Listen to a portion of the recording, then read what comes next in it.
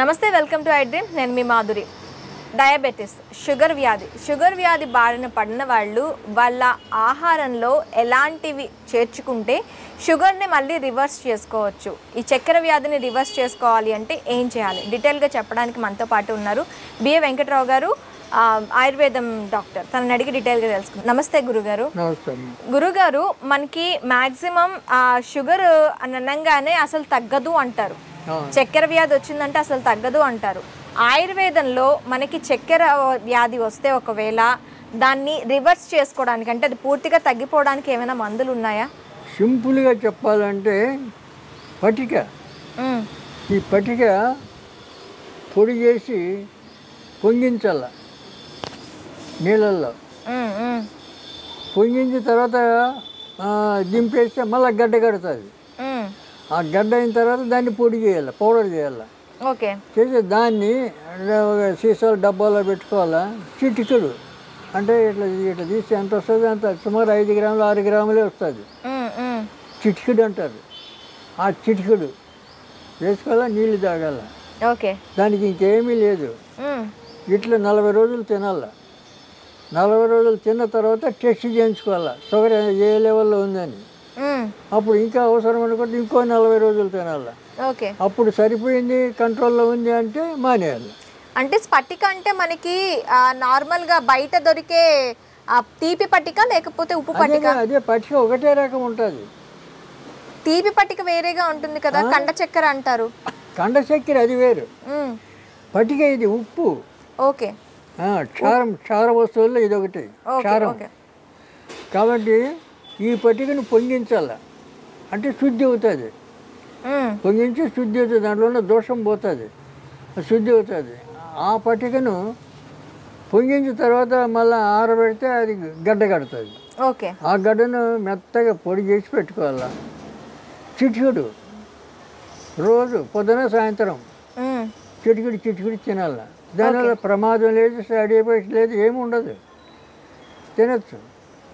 Simple అది, తగ్గిపోతాం. మేము 21 మూలికలతోటి ఒక ఫార్ములా తయారు చేసాం ఈ షుగర్కే. ఎందుకంటే ఇప్పుడు ఈ సింపుల్గా చెప్తే ఎవరు నమ్మరు. అవును, వాళ్ళకి డౌట్ వస్తుంది. అవును, దాంతోనే పోతుందా, దాంతో పోతే ఇన్ని హాస్పిటల్కి ఇన్ని మందులు ఎందుకు అని అంటారు. కానీ పోతుంది, నమ్మాల. ఏదైనా నమ్మకంతో పని అవుతుంది. అవును, ఇక నమ్మనప్పుడు మేము 21 మూలికలు కలిపి చేసినాం. అవి పొడి చేసి మేము క్యాప్సూల్లో పెట్టి ఇస్తాం. ఓకే, హాస్పిటల్ ఇస్తాం. అవి ఇస్తే దాని మీద కాస్త వాళ్ళకు భరోసా. ఇక దానికి ఛార్జ్ అవుతుంది కదా, అది చెప్తాం. ఇంట్లో ఉచితంగా చేసుకునేది ఏది వద్దు, డబ్బులు పెడితేనే నమ్మకం. లేకపోతే ఒట్టిగా ఇచ్చినామనుకోండి, ఊరికే ఇస్తే అదేం పని చేస్తుంది, ఊరికే ఇచ్చాడు ఇట్లా మాట్లాడతారు, తేలిక అయిపోతుంది. అలా కాదు. ఇప్పుడు అది ఆ రకంగా మేము క్యాప్సూల్ ఇస్తాము. తర్వాత ఇంగ్లీకి రసాయనం అని దాన్ని శుద్ధి చేసి అదొక మాత్ర, కంది గింజంత మాత్రలు ఉంటాయి. ఓకే, అది ఇది 2 కలిపి ఒక క్యాప్సూల్ ఈ మాత్ర వేసుకోవాలి. వేసుకుంటే ఒక నెలకే ఇస్తాం. నెల టెస్టింగ్ చేసుకోవాలి, కంట్రోల్ అయిందా మానేయచ్చు, లేదా 2 నెలలు. ఓకే, 2 నెలలు తినేయాలి. ఇట్లా ఇప్పుడు వేలాది మందికి ఇస్తున్నాం, మేము పని చేస్తున్నాం. 2 నెలలకు తగ్గిపోతుంది, కంట్రోల్ అయిపోతుంది. అంటే షుగర్ పూర్తిగా పోనవసరం లేదు. అది కంట్రోల్ అయిన తర్వాత మళ్ళీ వేసుకోవాలంటారా? మళ్ళీ జన్మలో రాదు, రాదు. కాంబినేషను చాలా గొప్ప మూలికలన్నీ కలుపుతాం, దాన్ని మళ్ళీ రాదు. ఇప్పుడు ఆయుర్వేదంలో ఏ రోగమైనా తగ్గిందంటే అది మళ్ళీ రాదు, ఇది గుర్తుంచుకోండి. ఆయుర్వేదంలో అలోపతి అట్లా కాదు, టెంపరీ, అప్పటికప్పుడు పనిచేస్తుంది. అవును, తర్వాత అది కంటిన్యూగా వస్తూనే ఉంటుంది.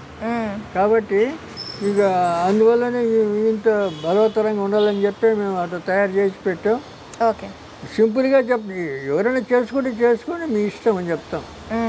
పైసలు ఖర్చుగా వేరే హాస్పిటల్కి పోయే అవసరం లేదు.